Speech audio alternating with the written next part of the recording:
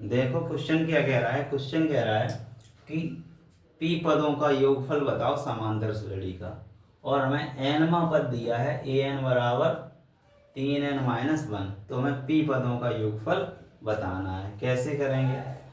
n की जगह हम लोग रखेंगे 1 2 3। क्या रखें?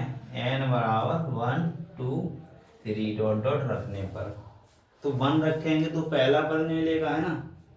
तो यहाँ पे देखो n की जगह 1, तो a1 क्या मिलेगा?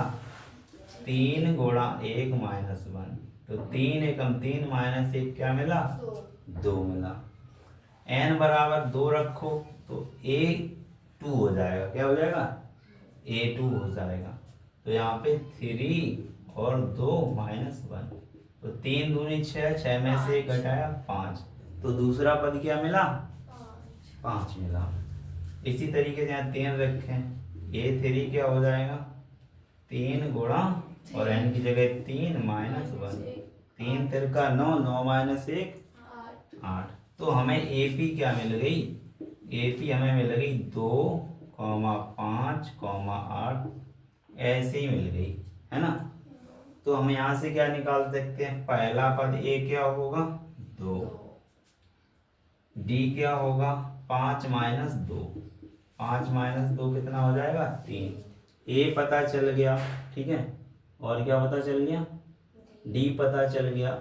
तो हम SP निकाल सकते हैं, ठीक है।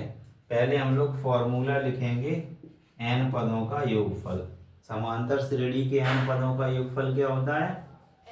एस n बराबर n/2 2a plus n-1 into D, ये होता है। हमें ये तो n पदों का योगफल है, हमें कितने का निकालना? p पदों का। तो n की जगह क्या कर दो? p कर दो बस, तो ये p पदों का। अभी Sn किसका है? n पदों का योगफल। s यहाँ पे 20 लिख दो तो 20 पदों का योगफल हो जाता है, और p पदों का पूछ रहा है तो n की जगह क्या लिखेंगे? p लिख दो।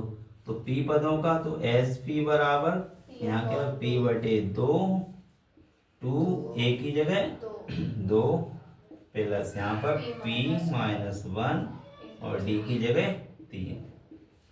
आए समझ में?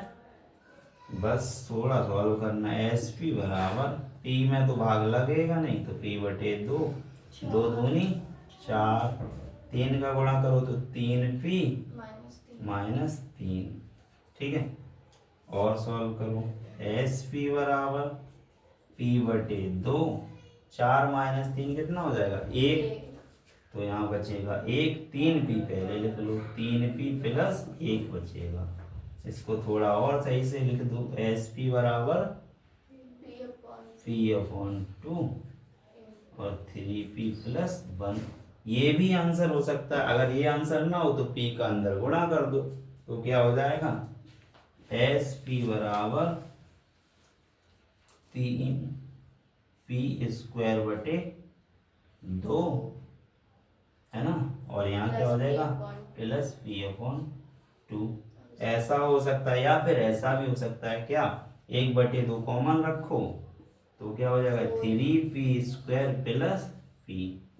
तो ये 1 2 3 आंसर हैं, 3 में से कोई भी आंसर हो सकता है। नोट कर लीजिए और देख लीजिए।